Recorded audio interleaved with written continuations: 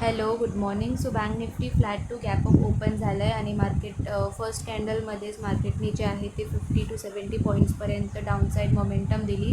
त्यानंतर 30 कॅन्डल जी आहे ती वर सस्टेन केली आणि चार्टवर जे आपल्याला एल दिसत आहेत ते अपसाईडला आहेत, बट त्यांना टार्गेट तर आपण आज करू नाही शकत कारण मार्केटने जे आहे ते एकदम स्मॉल गॅप अप दिला आहे आणि त्यांना जस्ट एक वॉर्निंग देण्यासाठी मार्केट एक छोटीशी रिट्रेसमेंट करू शकतो. सो त्यानंतरही आपण जो आहे तो 0.6पासून डाऊनसाईडचा ट्रेड आयडेंटिफाय करणार होतो, मोमेंटम जी आहे कालची ती फॉलो करण्यासाठी. बट मार्केटने जे आहे ते लगेचच छोट्या कॅन्डल्स बनवून ट्रॅप बनवून लगेचच मार्केटने डाऊनसाईड मोमेंटम द्यायला चालू केली.